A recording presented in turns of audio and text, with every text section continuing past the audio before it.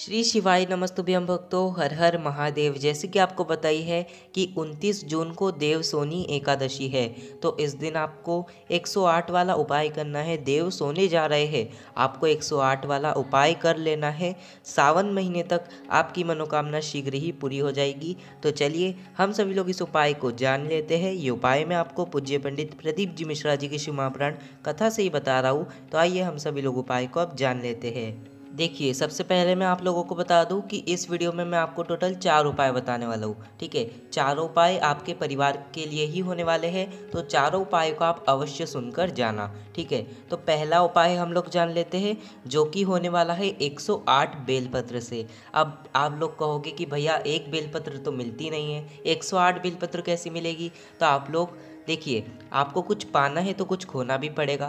तो आपको क्या करना है, 108 बेलपत्र कोई भी पूजा वाले शॉप पर या फिर कोई फूल वाली दुकान होती है ना, वहाँ पर आपको 108 बेलपत्र मिल जाएगी। ठीक है, तो पर आप कहोगे कि वहाँ पर तो फटी वाली बेलपत्र मिलती है, तो क्या वो ले सकते हैं? तो नहीं, आपको फटी बेलपत्र नहीं लेना है, आपको बिल्कुल अच्छी सुंदर बेलपत्र लेना है 108। ठीक है, तो आपको वो भैया से कहोगे, दुकान वालों से, कि हमें 108 बेलपत्र की बहुत ज़रूरत है, हमें अच्छी वाली बेलपत्र छाट कर दे दीजिए, तो वो आपको अवश्य दे देंगे। ठीक है, तो 108 बेलपत्र आप ले आना। ठीक है, आपके लिए ये मनोकामना के लिए बहुत ही खास उपाय होने वाला है एकादशी का। ठीक है, तो आपको थोड़ा सा परिश्रम करना है, बाकी तो आपको बेलपत्र मिल ही जाएगी। ठीक है, तो आपको 108 बेलपत्र ले लेना है। अगर आपकी मनोकामना पूरी नहीं हो रही है, बहुत दिन से मनोकामना पूरी ही नहीं हो रही है, कोई अटका हुआ काम है जो पूरा ही नहीं हो रहा है, धन संपदा की आपके घर में कमी है, धन टिकता ही नहीं है आपके घर में, धन के लिए भी ये बहुत खास उपाय होने वाला है। ठीक है, तो आप इस उपाय को अवश्य कर लेना धन के लिए भी। तो क्या करना है, 108 बेलपत्र ले लेना और आपको 108 बेलपत्र की माला बनाना है। ठीक है, माला कैसे बनाओगे आप स्क्रीन पर देख सकते हो कि यहाँ पर भी एक माला बनी हुई है। ठीक है, तो आपको माला कैसी बनानी है, धागे में जो बेलपत्र की पीछे वाली डंडी होती है उसे बांधना है। ठीक है, सुई से छेद नहीं करना है हमें बेलपत्र में, इस बात का आपको ध्यान रखना है। धागे से बेलपत्र को बांधते जाए और बेलपत्र की एक ऐसी माला तैयार कर लीजिए। तैयार कर लेना 108 बेलपत्र की माला। इस माला को आपको लेकर जाना है एकादशी के दिन शंकर जी के मंदिर में। ठीक है, शंकर जी के मंदिर में जाना, शंकर जी की शिवलिंग पर आपको ये माला को चढ़ा देना है। ठीक है, चढ़ाओगे तब अपनी मनोकामना एवं श्री शिवाय नमस्तुभ्यम इस मंत्र का जाप कर कर शंकर जी को वो माला पिना देना है। अगर जो व्यक्ति एकादशी के दिन 108 बेलपत्र की माला शंकर जी को पिनाता है, उसकी मनोकामना भोलेनाथ सावन के महीने तक, यानी कि अगले महीने तक आपकी मनोकामना को पूरी कर देते हैं भोलेनाथ। तो ये था गुरु जी का पहला उपाय, जो कि 108 बेलपत्री से होने वाला था। तो अब जानते हैं हम सभी लोग दूसरा उपाय, जो कि होने वाला है आपकी मनोकामना के लिए और अटके हुए काम के लिए। ठीक है, अब देखिए, पहले उपाय का समाधान मैं आपको बताता हूँ। अगर आपको 108 बेलपत्र नहीं मिलेगी ना, तो आप इस उपाय को कर लेना। ठीक है, 108 बेलपत्र नहीं मिलेगी तो इस उपाय को कर लेना। हमें इस उपाय के लिए ज़रूरत पड़ेगी मात्र एक बेलपत्र की। सिर्फ आपको एक ही बेलपत्र चाहिए इस उपाय को करने के लिए। ले लेना एक बेलपत्र। आपको ये बेलपत्र की जो पीछे वाली डंडी है इसे तोड़ लेना है, तोड़ लेना। और आपको ज़रूरत पड़ेगी लाल चंदन या फिर पीला चंदन, दोनों में से कोई भी एक ले लेना। चंदन को अच्छे से घोल लेना। ठीक है, घोल लेना। तो आप अगर लकड़ी वाला चंदन लेते हो तो उसे घोल लेना, अगर आप ऐसा घोलते हो तो उसका प्रभाव थोड़ा ज़्यादा पड़ता है। ठीक है, उस चंदन को घोल लेना। और जो आपने बेलपत्र की पीछे डंडी तोड़ी ना, बेलपत्र की जो पीछे वाली डंडी तोड़ी, उस चंदन में आपको डंडी को डुबाना है और 108 बिंदी बेलपत्र पर लगाना है। ठीक है, बेलपत्र पर लगाओगे तब श्री शिवाय नमस्तुभ्यम मंत्र या फिर ओम नमः शिवाय या फिर नमः शिवाय, कोई भी तीनों में से मंत्र, कोई भी तीनों में से एक मंत्र को बोलते हुए, शंकर जी का मंत्र कोई भी बोलते हुए 108 बिंदी आपको लगाना है। जैसे कि आपने एक बिंदी लगाई तो श्री शिवाय नमस्तुभ्यम बोला, दूसरी बिंदी लगाई तो भी श्री शिवाय नमस्तुभ्यम बोला, तीसरी बिंदी लगाई तो भी श्री शिवाय नमस्तुभ्यम, चौथी पैर भी श्री शिवाय नमस्तुभ्यम। ऐसे 108 बिंदी आपको लगाते जाना है और श्री शिवाय नमस्तुभ्यम बोलते जाना है। और आप स्क्रीन पर देखिए, ऐसी बेलपत्र आपको 108 बिंदी की तैयार कर लेना है, तैयार कर लेना। इस बेलपत्र को आपको लेकर जाना है शंकर जी के मंदिर में।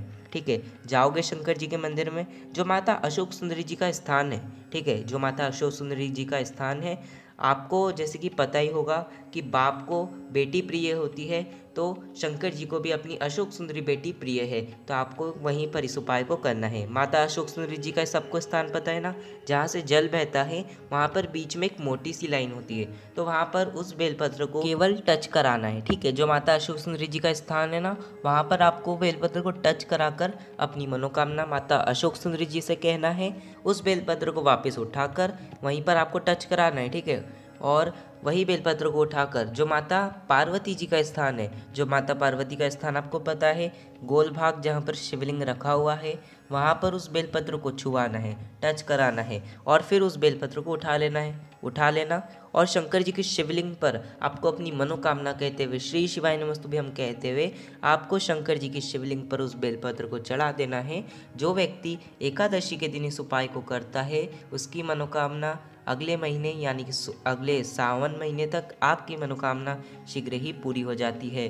तो ये था गुरु जी का दूसरा उपाय। अब जानते हैं हम सभी लोग तीसरा उपाय, जो कि होने वाला है बीमारी के लिए। अगर आपके घर में भी बीमारी है बहुत ज़्यादा और तकलीफ़ पे तकलीफ़ बढ़ रही है, तो आपको इस उपाय को कर लेना चाहिए। ठीक है, हफ्ते में एक बार भी आप इस उपाय को कर सकते हो। क्या करना है, आधा लोटा जल लेना है। ठीक है, एक लोटा जल नहीं लेना, हमें आधा लोटा जल लेना है। उस आधा लोटा जल के अंदर हमें दूध मिला देना है। ठीक है, कौन सा दूध, गाय का दूध मिला देना उस गाय के दूध को, और पानी में दूध डाल देना। ठीक है, तैयार कर लेना है सब जल, और आपको इस जल को लेकर जाना है शमी के पेड़ के नीचे। ठीक है, शमी के पेड़ के नीचे जाना। शमी के पेड़ के नीचे जाने के बाद आपको उस जल को श्री शिवाय नमस्तुभ्यम बोलकर और साथ ही साथ अवधूतेश्वर महादेव का नाम लेकर, किसका नाम लेकर, अवधूतेश्वर महादेव, फिर से सुन लीजिए, अवधूतेश्वर महादेव जी का नाम लेकर उस जल को शमी पेड़ की जड़ में समर्पित करिए। जो व्यक्ति एकादशी के दिन शमी के पेड़ के नीचे जल और दूध का मिश्रण समर्पित करता है, उसके घर में बीमारियां फिर वापस नहीं आ पाती, बीमारियां दूर चली जाती है। तो आप लोग इस उपाय को एकादशी या फिर हफ्ते में एक बार अवश्य करिए। तो ये था गुरु जी का तीसरा उपाय। अब जानते हैं हम सभी लोग चौथा उपाय, जो कि आपके परिवार की रक्षा के लिए होने वाला उपाय। कैसे करना है इस उपाय को, आइए जानते हैं। आपको ज़रूरत पड़ेगी गंगा जल की। ठीक है, मात्र 1 चम्मच गंगा जल आपको लेना है, गंगा जल ले लेना। साथ ही साथ आपको 1 लोटा जल लेना है। 1 लोटे जल के अंदर वो 1 चम्मच गंगा जल को डाल देना। आपको ऐसा लोटा तैयार कर लेना है। ठीक है, आपके घर में जितने भी सदस्य रहते हो एकादशी के दिन, उनको सबको जल चढ़ाने भेजना है, गंगा जल डालकर उस जल के अंदर। ठीक है, आपको ऐसे सबके साथ ऐसा करना है, यानी कि जितने भी लोग जा रहे हैं 1 लोटा जल तैयार करो, 1 चम्मच गंगा जल डाल दो, और उनको कह दो कि आपको शंकर जी के मंदिर में जाकर इस जल को स्वधा स्वधा स्वधा 3 बार, स्वधा स्वधा स्वधा 3 बार मुख से बोलकर आपको शंकर जी की शिवलिंग पर जल को चढ़ाना है। ठीक है, समझ में आ गया इस उपाय को कैसे करना है। 1 लोटा जल लेना है, उस 1 लोटे जल के अंदर हमें गंगा जल डाल देना, और आपको इस जल को लेकर जाना है शंकर जी के मंदिर में। ठीक है, जाना शंकर जी की शिवलिंग पर इस जल को समर्पित करना है, स्वधा स्वधा स्वधा 3 बार बोलना है। जो व्यक्ति 3 बार स्वधा स्वधा नाम लेकर शंकर जी की शिवलिंग पर एकादशी के दिन जल चढ़ाता है, उसकी मनोकामना शीघ्र ही पूरी होती है। साथ ही साथ उसके परिवार की रक्षा भोलेनाथ करते हैं। तो ये था गुरु जी का चौथा उपाय। तो बस यही थे गुरु जी के 4 उपाय जो आपको मैंने समझाए। अगर आपको कुछ नहीं समझ आया हो तो कमेंट में पूछ लेना, और कमेंट में हर हर महादेव और श्री शिवाय नमस्तुभ्यम भी अवश्य लिखना। तो बस आज की इस वीडियो में इतना ही। श्री शिवाय नमस्तुभ्यम, हर हर महादेव।